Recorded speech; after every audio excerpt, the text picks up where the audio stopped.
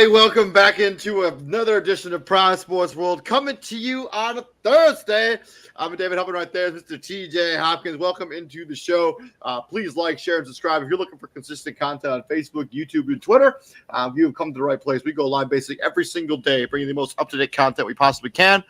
I've also shared the StreamYard link into all of the places if you want to join us to talk a little NFL action.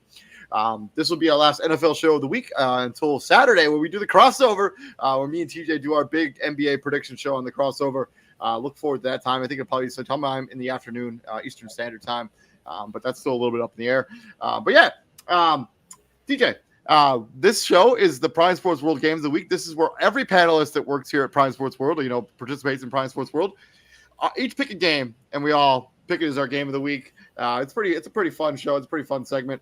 TJ, I'm a little bummed. I was going to go see the Book of Mormon. I don't know if you know what the Book of Mormon is. It's that musical made by the people that made South Park, Trey Parker and Matt Stone.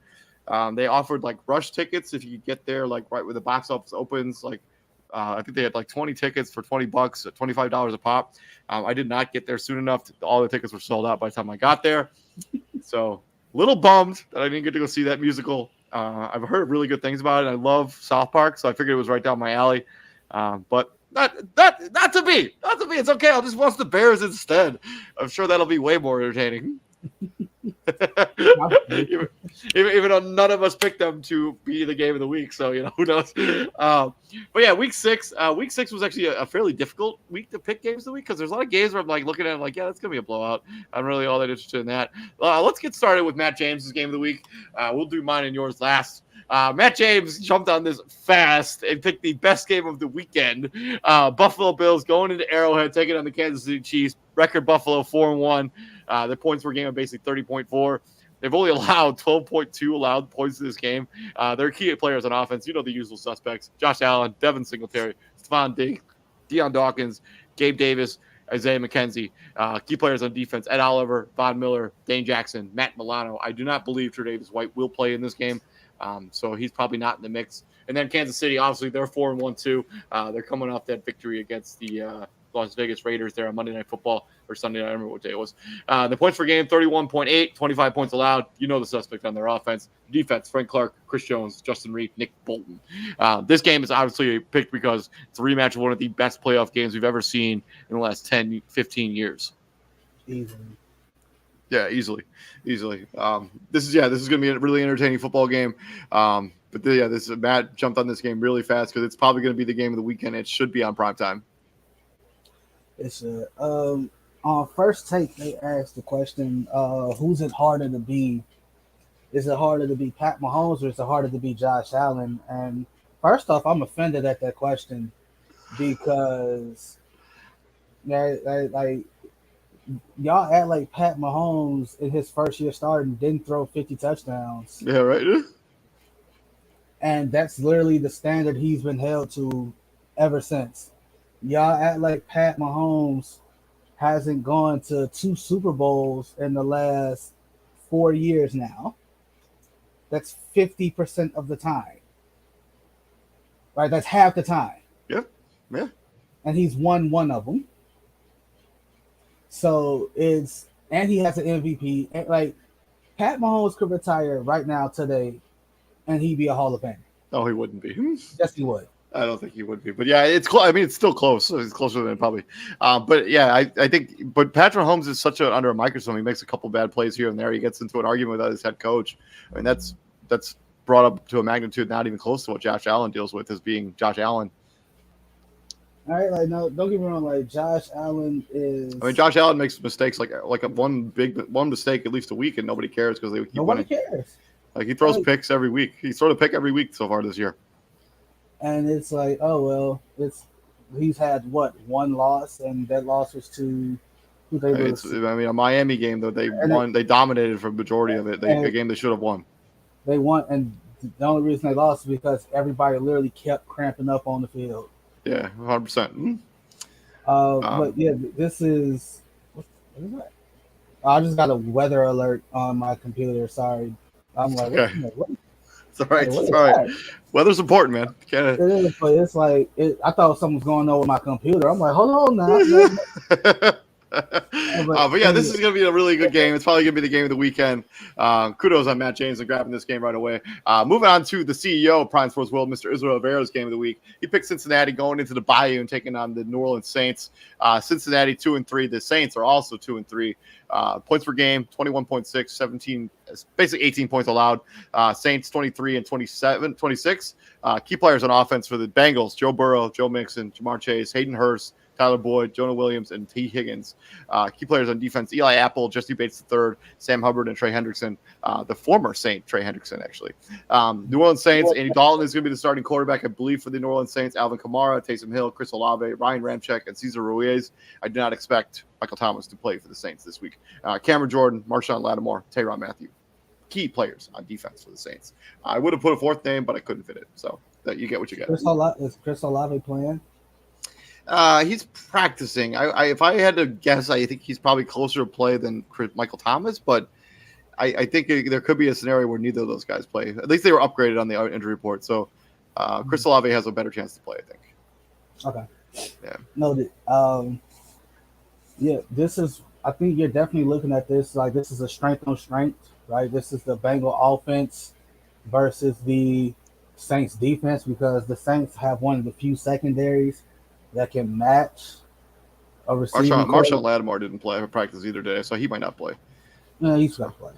There's no way they're going to keep him out for this game right now. It's not happening. Not happening. Go ahead, sorry. But either way, like they had the secondary that can match up with this receiving core. Marshawn Lattimore didn't practice. That's probably just a precaution. Like, you know what? We're going to give you as much rest as possible between now and Sunday, because you're playing in this game, bro. Like, you're going to play in this game. I mean, it's both these teams is considered like a must-win. Like, neither of these teams can fall to 2-4 in the division that they're in. And no, they can't. Like, I mean, I think Cincinnati could cover. I don't know. No, I'm on the opposite end. Excuse me. I think the Saints can recover if they fall to 2-4, because they really only got to worry about one team. I mean, Cincinnati, I mean, you only have to worry about one team right now, too. I mean, the Steelers aren't good. The Browns are kind of a dumpster fire right now. Like, Cincinnati, all you got to do is worry about the Ravens. They only have one more win than them right now, today. But the Ravens hold the tiebreaker. For now. Right now. For now. Like, they already beat them, and they did the walk-off, you know. Yeah. They put the Timmy trumpet music to Justin Tucker walking onto the field. I'm like, whoever edited that, you're awesome. But I don't know if the Saints are gonna try to go man up, because, like, don't get me wrong, like, they can. Just because you can doesn't mean you should. Doesn't mean you should. I mean, they have arguably the best one of the best secondaries in the NFL. I mean, this should be a generate a serious pass rush, putting pressure on the quarterback. And that's the thing. Like, I think Cam Jordan and I don't think they have him anymore. Who? He wanted to say Marcus Davenport, but he's not there no more. Marcus Davenport should still be on that team. Is he? Yeah, he should be for sure. They only drafted him 2 years ago. Like, he for sure should be on that roster. Unless he's hurt, like, he for sure should still be on that team. He should no longer be on that. Yeah, they have. They have him. Not that it matters. Get to your point. But Marcus Davenport's still on this team. This Bengals offensive line has gotten worse from what they were last season. Like, Joe Burrow's still getting hit a lot. So I don't know. I think if they don't double team Cam Jordan, which they should, but that should free up everybody else. I think the Saints can win this one. Yeah, I'm rolling with the Saints too. I think this will be a very entertaining game. This is a game where both teams, Joe Burrow going back down to the Bayou. I know he's played a game here last season or the season before, so it's not like a homecoming for sure per se, but it's still interesting. He's got a lot of family still out there, so it'll be interesting to see how that game shakes out. Moving on to Christian's game of the week. He's got the Dallas Cowboys going into the Lincoln Financial Field and taking on the Philadelphia Eagles. Dallas 4-1, 18.6 points per game, 14.4 points allowed. Cooper Rush, Zeke Elliott, CeeDee Lamb, Tyler Smith, Noah Brown, Tony Pollard, the offensive weapons there. And then DeMarcus Lawrence, Trayvon Diggs, and Micah Parsons on defense for the Dallas Cowboys. For the Philadelphia Eagles, they're a force undefeated so far. 27 points per game. They're only allowing about 18 points a game. Their key players on offense: Jalen Hurts, Miles Sanders, A.J. Brown, Devontae Smith, Dallas Goedert, and Jason Kelce. And then the key players on their defensive side of the ball is a Fletcher Cox, Darius Slay, Hassan Reddick, and Josh Sweat. I could have put a bunch of names on there for their defensive side of the ball. They are loaded on top, from top to bottom on offense and defense. This is Sunday Night Football. I just found out I have to work really early Monday morning, so I might not be able to watch this game because I have to go into work at like 11:30 Sunday night. So you got a DVR? Yeah, I'm not gonna do that. I thought about it, but I'm just gonna watch highlights later. I'll just watch it later. I'm not one of those people that like records football and then watches it later. You got a DVR because it's highlights don't tell the whole game. I know, but sometimes it's all I can do. But yeah, let's break down the game. I mean, this is a game that could decide the division at one point, even though the Giants are playing extremely well right now. But this is probably the game that decides this division. Yeah. Again, this is going to be one of those, at least between these two teams. Well, I guess I know the Giants are 4-1, but no one's taking them seriously. I mean, their best win against Green Bay. I mean, other than that, I don't think they've beaten that many good. I mean, they beat Tennessee too. I mean, maybe they're better than we think. I don't know. But considering what we saw from Tennessee, what we've seen, like they've been better. They've gotten better. Tennessee has, but like it's kind of like your best win is Green Bay, and like is Green Bay good? Like that's the question, right? Like I don't know, right? So and you can kind of do that to Philly too. It's like your best win is who? Jacksonville, I guess. Your best win is who? Cardinals. Like, Cardinals. I mean, don't get me wrong. Like you can't. 5-0 is 5-0. You play the people that's in front of you, all that good stuff. Yeah. Their best win is probably against Minnesota. Coming off that game against what they did to Green Bay. I can. Their best win is against Minnesota.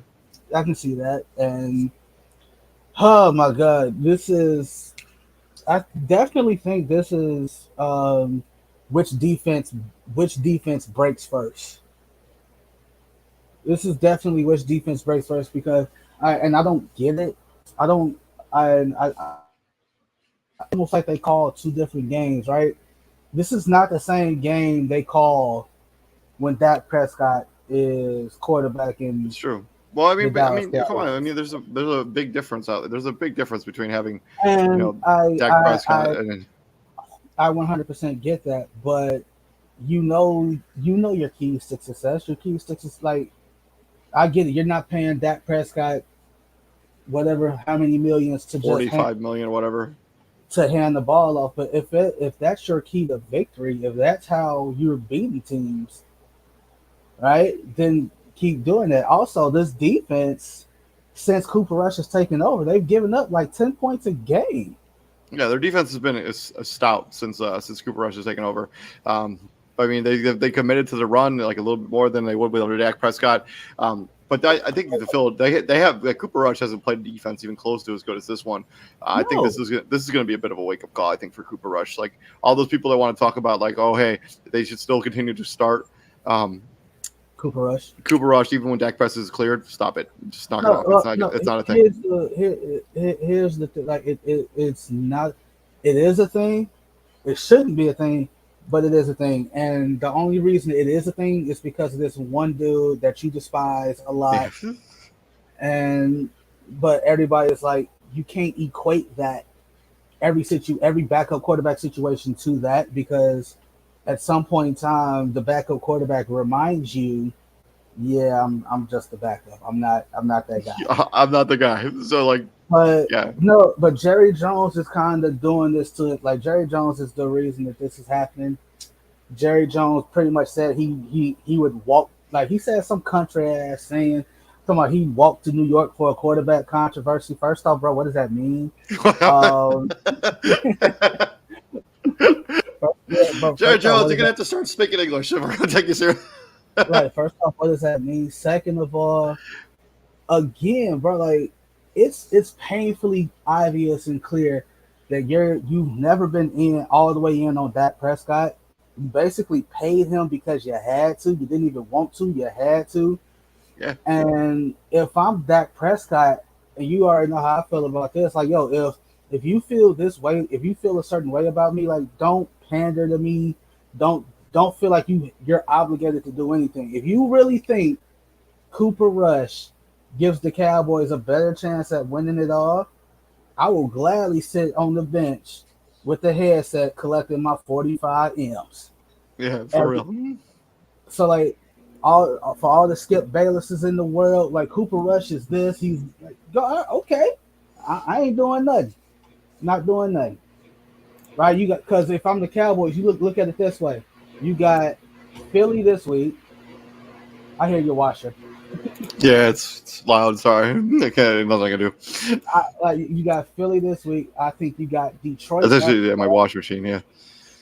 You got Detroit after that, and then you have Chicago after that. So if you win this game, you might you going into the Chicago game. Hey, I might be like 7-1. I mean, yeah. I mean, for real. I mean, Dallas is probably. Hey, David Henderson also watching the show. No, David Henderson, your Green Bay Packers did not make the cut this week. I apologize. This should be a very entertaining game. Let's move on into TJ's game of the week. Got the Arizona Cardinals going into the 12th man, taking on the Seattle Seahawks. Arizona 2-3. 21 points per game, 25 points allowed to Kyler Murray, Marquise Brown, Zach Ertz, Kelvin Beachum, Eno Benjamin, James Conner, and the other dude are injured. So he's probably Eno Benjamin, probably the starting running back for this team. DJ Humphries starting ref tackle. Yes. Key players on defense, JJ Watt, Isaiah Simmons, Buda Baker, Byron Murphy Jr., and Seattle playing at home, 2-3, 25.4, 31 points allowed. Geno Smith, Tyler Lockett, DK Metcalf, Will Dissly, Kenneth Walker II getting his first NFL start. Charles Cross, who's been a pretty good player for them this season so far. Defense, Quandre Diggs, Jordan Brooks, Shelby Harris, Darrell Taylor. Yeah. Why did you pick this as your game of the week? Because those NFC West matchups be tough, man. It's. I feel like there's very few far in between. Like, yo, this is a nip and tuck game. This is competitive. Yeah, woo. Like this is one of those games, right? Like I also think Seattle's playing better football than anybody thought they'd be playing this far. I don't even think that's a debate. Like at this stage in the season, Arizona's playing right on par with what we thought they'd be, especially after the DeAndre Hopkins suspension. Like we kind of thought that it might be tough for them to at least score points. Like you're 21 points a game, bro. That's 3 touchdowns. That's 3 touchdowns a game. And Kyler Murray is definitely missing him. Yeah, for sure, 100%. I mean, this entire offense is missing him. I mean, if you can get him back, I mean, everybody kind of slides. You don't expect Marquise Brown to be your number one, even though he's been awesome this season. He's been really good this season. But like you say, like when you bring him back, everybody slides back into their natural slots. I think everybody's waiting for that Geno Smith crash back down to earth. It's going to happen eventually. I mean, right? And I assume. As unfairly as that may be, right? Like everybody, if everybody thought about Geno Smith the way he thinks about himself, which don't get me wrong, you're supposed to think you the shit, bro. Like you're supposed to think. 100%. So like I'm not knocking Geno Smith for his mindset, but if everybody else thought about Geno the way that he did, it wouldn't have been 8 years between you starting the NFL games, bro. Like it was 8 years between him starting a day one of an NFL game. That's what I'm saying. Like that's like being a day one starter. Like that's that's what it is. Like if that's the case, if everybody thought about that, last season Russell Wilson injures his finger and he can't even take the necessary time off the hill because your play was terrible. He had to rush himself back. Yep. All right. I also think Arizona is definitely Cliff Kingsbury. Like that seat ain't hot, but that seat's hot. You want my honest opinion? I think it's. I was gonna say it ain't hot, but it's warming up. It's a little warm. I mean, if they don't like take a step forward this season, they could be they could be looking for new head coach for sure. I mean, there's too much talent to just be mediocre. And the collapse that they had down the stretch last season 100% doesn't help. Like you started off 9-0, right? Or 9-10, 9-1, 10-1, one of those things. You come to Chicago, you beat a terrible Bears team, and then you pretty much go 1-5 The rest of the way. down Yeah. the Yeah. rest of the way with a terrible playoff loss that you look like you didn't even belong. Right? So yeah, I picked this. I'm interested to see how Kenneth Walker handles getting what's it called it, getting RB1 reps. You know, like you're gonna get 20 to 25 carries, dude. And like this ain't Michigan State, this ain't college. This is everybody's fast. Yeah. Everybody,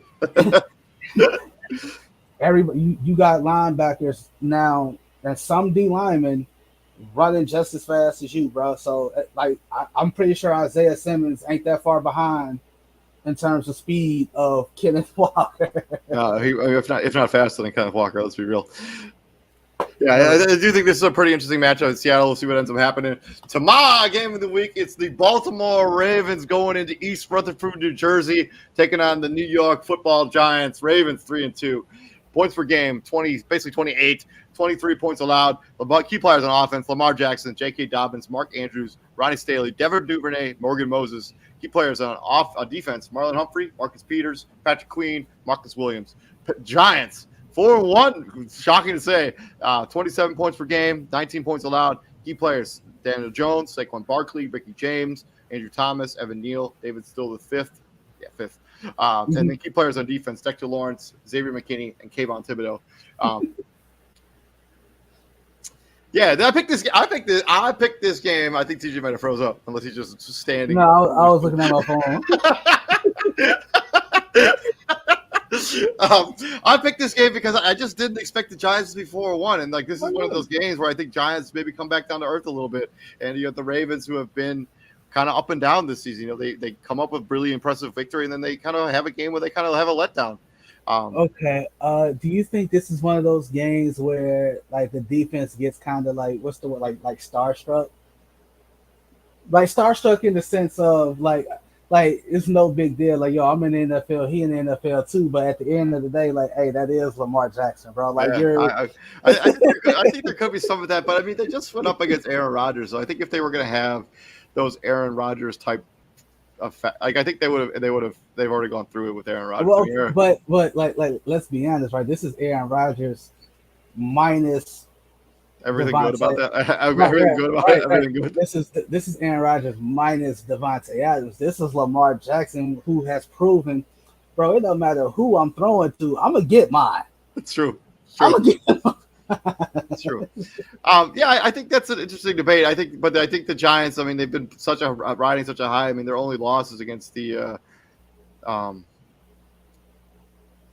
Dallas Cowboys. The only losses against the Dallas Cowboys. I mean, they've beaten everybody they played, and they haven't had an easy schedule. I mean, they beat the Titans, they beat Green Bay. I mean, they beat the Bears. I mean, this is a Giants team that's been formidable this season.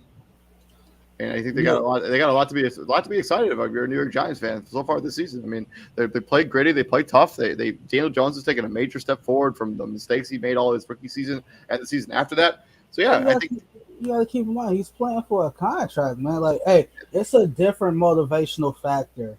True. When the team that picked you doesn't pick up your option. Yeah, that fifth-year option. Yeah, that's right. And they pretty much know by year 3 that we're picking up your option. They know they know 3 years into the league. Now don't get me wrong. In some scenarios, they know that like after one season, they're going to pick up your player option or not. I pretty much said it like last year. Like yo, if the Chargers and the Bengals could extend Herbert and Burrow right now, they would. Yeah, 100%.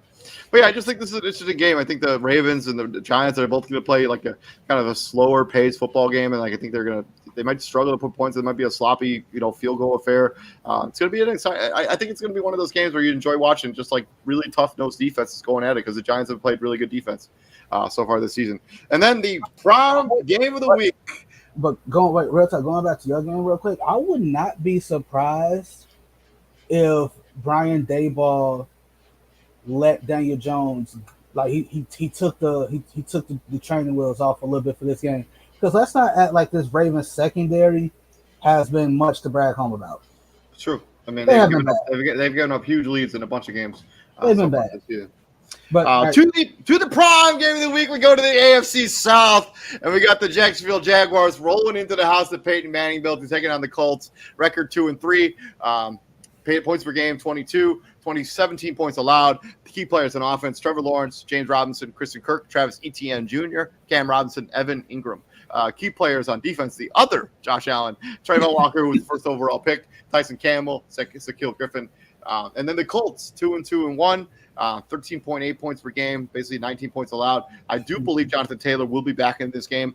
He's practicing, so he should be back. Matt Ryan, Michael Pittman Jr., Quentin Nelson, Ryan Kelly, Naheem Hines, who probably won't play in this game, actually, due to their concussion. I haven't updated this graphic. Key players on defense: Kwity Paye, Kenny Moore II, Stephon Gilmore, and Nick Cross. I just picked this game because, this is the bugaboo for the Colts. They just can't seem to get over the Jacksonville Jaguar huddle. Like this is like the Jaguars. Yeah, the Jaguars. The Jaguars. They're playing. I mean, if Trevor Lawrence, if he plays well, he knows what he's gonna get. He's gonna get my game ball. If he plays well, and they win. Yeah. Oh man,